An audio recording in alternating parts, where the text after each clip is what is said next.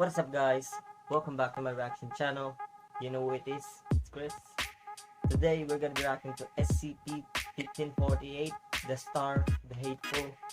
You know the drill guys, like the video, show me some love by subscribing to my channel.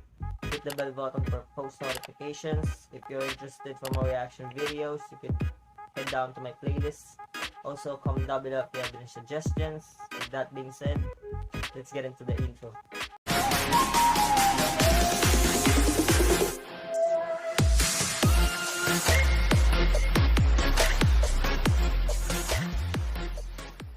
A swarm of bloodthirsty entities waits outside the protective boundary that surrounds the solar system.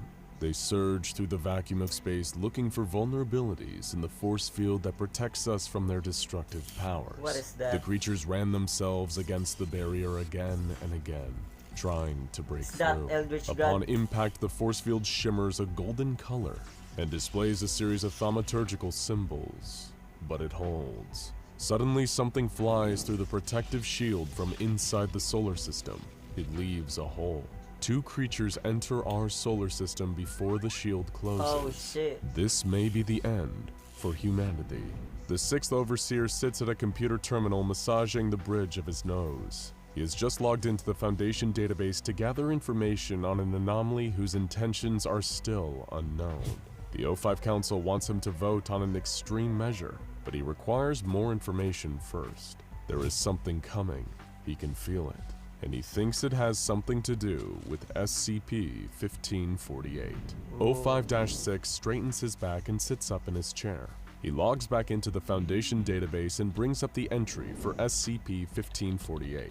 He knows that this SCP has been connected to some odd occurrences recently, but what are its true intentions? Is SCP-1548 trying to help save the universe? Or is it a malicious entity hell-bent on destroying it? Most of the time, O5-6 must find out. He scrolls through the first few entries. SCP-1548 itself is a series of solar phenomena that occur at the south pole of the sun. During these events, the sun's plasma morphs into different thaumaturgical symbols. Each symbol is tens of thousands of miles across. The symbols themselves have not all been classified by the Foundation yet, but there are three that have been observed multiple times. Who created those symbols? The first is an unnamed symbol that, when inscribed on a telescopic device by a person with thaumaturgical abilities, can identify psionic entities with malicious intents. The second symbol is known as the Calfastian Isle, which when displayed on a material, strengthens it immensely and gives it the ability to absorb kinetic and electromagnetic energy. Right? The final symbol is the 12 Holy Owls of Cerinthium. When this symbol is affixed to an object, any entity that is killed by it will immediately annihilate and take everything in its radius with it. O5-6 jots a note on the pad of paper sitting on his desk. He has seen some of these symbols before. They are connected to the Ortuthan mythology. The practitioners of this religion are known as the Church of the Second Hytoth, and are a mix of human and alien entities whose main purpose is to aid the guardian deity of the universe. How many organizations are there? Because so far I've heard of the Serpent's Hand, the Global Occult Coalition, you know, that organization that sells SCP, the whatever is it, the Dark whatever, Gold Dark whatever his name, and then there's the anyways, but I forgot. There's a lot of it though. You guys, if any of you guys know, comment down below. I'm getting confused, you know, because this is the first time I've heard of this organization. Universe, Rakmu Leosen, in combating any threat that may try to wipe out this existence. There must be a connection between the Church of the Second Hytoth and SCP-1548. O5-6 thinks. He scrolls back through the SCP-1548 file to the entry logged on May 17, 1983. The first time an event connected to SCP-1548 was recorded. A probe picked up the manifestation of thaumaturgic symbols on the south pole of the sun. It was odd, but nothing other than the manifestation of the symbols seemed to occur. This event was recorded as Extra Normal Event 9008 and logged into the SCP database. The event was all but forgotten until December 23, 2016, when the activity of SCP-1548 really began to pick up. On that day, SCP-1548 began manifesting protection symbols in rapid succession. Over the next few months, a dense cloud of ionized gas formed around the solar system. What is that? This ionized wall of radiation surrounded the heliopause, the boundary where the sun's radiation gives way to the vacuum of space. Over time, this cloud became thicker, until no light from outside of the solar system could enter. Foundation censorship protocols were quickly used to disseminate false data, suggesting that the solar system was passing through a dense cloud of cosmic dust, and that was what was altering the night sky and causing the stars to disappear. But as O5-6 continues to scan the files, he knows what the true cause of this phenomenon is. It must be SCP-1548. Must be. But why? Is the anomaly trying to protect us from something outside of our solar system? Or is it trying to trap humanity within, with no means of escape? O5-6 stands up and stretches. That's enough for today, he says out loud to the empty room. He walks towards the door and reaches for the handle. All of a sudden, sirens start going off and red lights begin to flash. O5-6 spins around and runs back to the computer terminal. An emergency alert begins coming through. The Falcon Light 5 rocket that launched earlier in the day to bring supplies to the International Space Station has spontaneously lost 50% of its mass mid-flight. O5-6 frantically begins typing. He brings up videos from surveillance satellites. The Overseer watches in horror as pieces of debris and bodies of the crew float through the silence of space. The rocket looks like it has been cut directly down the middle, and half of the structure has vanished from existence. What is happening? Suddenly another alert comes in. All communication has been lost with the International Space Station. Without warning, the space station begins broadcasting a series of cognito hazards. O5-6 quickly changes the channel to stop the signal from transmitting through his computer. Reports start coming in from around the world that anyone who continued listening to the cognito hazard signals began entering trances. Then their brain completely evaporated from their skulls. There is a surge of thaumaturgic particles in orbit around the Earth. O5-6 traces the particles back to their source. They came from SCP-1548. The signal from the ISS stops abruptly. The entire space station changes course. It is on a trajectory to re-enter the Earth's atmosphere. The friction and heat will rip the space station apart. O5-6 can't believe what is happening. It seems as if SCP-1548 helped humanity in a way by stopping the signals from the ISS. But how can he be sure that SCP-1548 wasn't responsible for the cognito hazards in the first place? He needs more information. O5-6 searches for answers as more anomalies connected to SCP-1548 start occurring around the world. During a political demonstration in Berlin, a thaumaturgic way opens up that leads to a pocket dimension. Soon after, the appearance of the portal, Koru Archpriest Farah Atenis, the leader of the Church of the Second Hytoth, makes an announcement. He claims that the way leads to a shelter, which will protect people from the coming doom of the universe. The people in the area, along with the members of the Church of the Second Hytoth, make their way into the portal. 2 undercover Foundation agents follow the group. After everyone has entered, the way immediately closes, and there is no further contact. What does the Church of the Second Hytoth know that we don't? O5-6 wonders. He continues monitoring the situation and looking for answers. Suddenly a message comes through all Foundation channels. It is coming from the sun. It is not SCP-1548.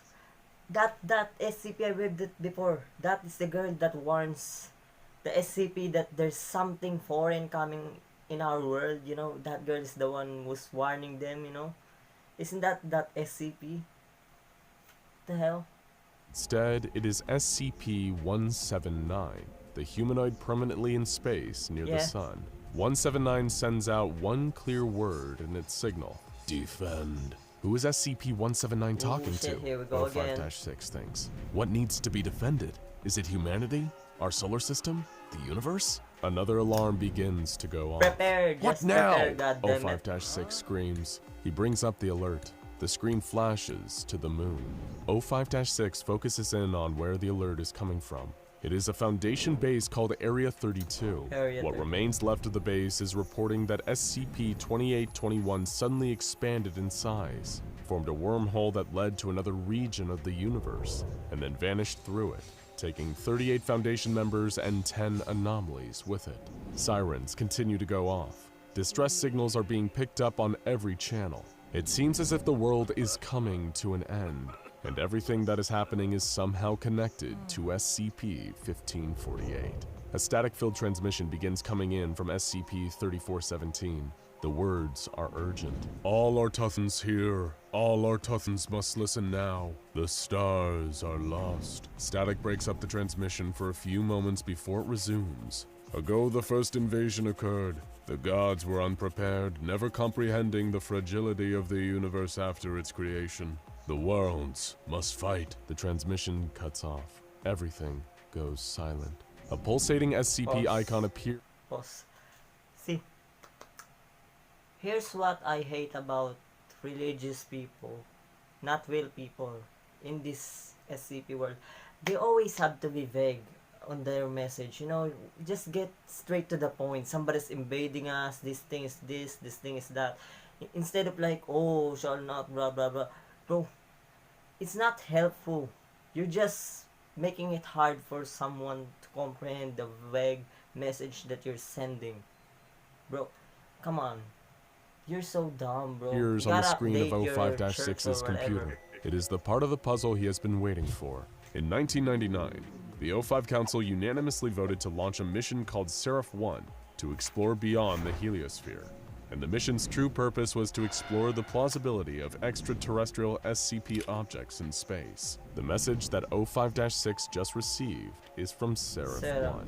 It is relaying information back to Earth. The video shows the barrier of ionized radiation that SCP-1548 had created glowing orange at the border of the heliopause. The radioactive wall seems to be made up of complex geometric patterns, around 6,000 miles across. Seraph-1 accelerates towards the barrier. It smashes through the protective shell. The probe has entered interstellar space. O5-6 knows that everything he is seeing is on a delay, as the information being sent back by Seraph-1 needs to travel vast distances, and it takes significant time for signals to reach Earth. After passing through the ionized barrier, the connection to Seraph-1 is lost. Over the next few days, O5-6 tries to link the anomalies happening in the solar system to SCP-1548. The Foundation still hasn't concluded if 1548 is harmful or trying to protect the solar system in some way. Then a message comes in from Seraph-1. It has briefly regained communication with the Foundation. Most of the probe's instruments have been destroyed, but its rear-facing camera is still broadcasting. O5-6 pulls up the feed. He stares at the screen in horror as the images unfold before him. The camera captures swarms of unknown entities surrounding the heliopause. The bodies of the entities are asymmetrical with countless appendages and unknown structures jutting out from their cores. They seem to range in size from 10 kilometers to 10,000 kilometers across, although some seem so large that their size can only be hypothesized. The swarms crash into the protective barrier that SCP-1548 has created around the solar system. Each time... I don't know, suddenly came in my mind. Let me in! You know that meme? Fuck, bro. Shit. But hey, if O5 Council is panicking, you know something is up, something's wrong. And shit's about to go down. Yeah. Part of the swarm rams the barrier. Thousands of thaumaturgic symbols and solar flares appear at the point of impact. Two entities that are later classified as 1548 Omega-1 and 1548 Omega-2 are captured entering the solar system by Seraph-1's camera.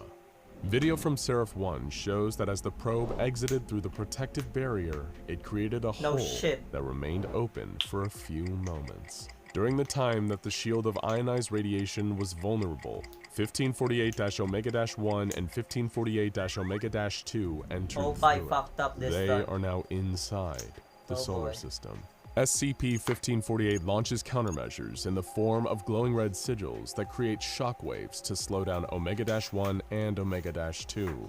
Omega-1 is shaped like an eel with 5 contorted arms radiating from its body and a mouth made of impossible geometric shapes. Omega-2 has a tetrahedral structure that leaves a trail of black rocks in its wake. As the two entities move towards the sun, SCP-1548 becomes more active. It closes the hole in the barrier before any other creatures of the swarm can enter, and then launches hundreds of concentrated blasts of thaumic energy at Omega-2. The flares vaporize the entity in seconds. The last thing the video feed of Seraph-1 captures before it cuts out is Omega-1 disappearing from view as it creeps towards the center of the solar system. It has escaped the protective measures of SCP-1548. After the O5 Council reviews the footage, they decide to deploy the SCP's Cortana to intercept Omega-1. The orbital vessel is fully equipped with experimental anomalous weapons and propulsion systems. The Council is sure that the Cortana will be able to destroy Omega-1. Data coming in from other satellites indicate that Omega-1 has destroyed Pluto and other Kuiper Belt objects. It is slowly making its way to the center of the solar system, annihilating everything in its path. The Cortana intercepts Omega-1 near Jupiter and engages the creature. After 10 minutes of battling, communication with the ship is lost. Probes in the area capture footage of the Cortana and Omega-1 in mid-battle, when they are suddenly surrounded by a black substance and both vanish from sight. O5-6 and the other council members watch in anticipation, unsure of what has just happened. Then the black substance dissipates. The SCP's Cortana sits motionless in space. The entity is nowhere to be seen. A cheer erupts from the overseers and Foundation members in the room. It seems the entity has been defeated. Then, without warning, the Cortana accelerates rapidly. It is on a collision course with Mars. As the ship hurtles past one of the probes in the asteroid belt, the Foundation members see an organic mass resembling that of Omega-1 attached to the hull of the ship. The Overseer Council watches in horror as the SCP's Cortana smashes into the red planet, leaving a crater 250 miles wide. The energy released from the impact instantly ionizes the thin atmosphere of Mars, causing the surface to turn into molten rock. From the epicenter of the impact crater, a black organic mass begins to crawl across the planet. The Overseers are frozen in fear, but SCP-1548 immediately deals with the entity that is devouring the surface of Mars. From the Sun comes the largest SCP-1548 instance ever recorded. A solar flare is jettisoned towards Mars. The impact causes a fusion reaction so intense that for a moment, Mars shines as brightly as the Sun. The planet explodes. Its debris is cast across the solar system. Over time, it will create a second asteroid belt in the orbit that Mars once inhabited. The Overseer Council is now convinced that the threat has been dealt with. SCP-1548 is holding the swarm at bay outside of the solar system, at least for the moment. O5-6 returns to his office. He brings up the file on SCP-1548. He is still unsure of this SCP's true intentions. It seems to be protecting humanity, but why? O5-6 sits back in his chair and scrolls to the end of the file. There is an update to the file by O5-3, something that wasn't there before. O5-6 opens the new entry and reads the caption, "All that's left of our infinite, ever-expanding universe." O5-6 scrolls down. The image is a picture taken by Seraph-1 before contact was lost forever. It is a picture of all that remains of the universe. There are 2 dots of light, and nothing else but blackness. The swarm has destroyed everything in the universe, except for those 2 faraway stars, and our own solar system, which was protected by SCP-1548. But how long can it hold out against a universe-destroying force? Only time the majority of the universe. Now go check out SCP-2935-O Death and SCP-2000. Enjoy that, bro. I enjoy that, for real. You know what's up if O5 is panicking, you know what's up with it. You know, shit's about to go down, like I said before. Also guys, how long do you think the sun will remain, you know? And the seals, how long will it remain? Because I think that the it's hard to explain this. I think that, like, how do they even destroy the majority of the universe around the entire universe? Like, how do they destroy the solar system? You know, how strong are they to destroy that shit? And yet, the sun is holding them back. You know, but hey, comment down below if you know anything about it. Also, guys, like the video, subscribe to my channel. Hit the bell button for post notifications. Comment down below if you have any suggestions. Check out my playlists. With that being said, I'll see you soon.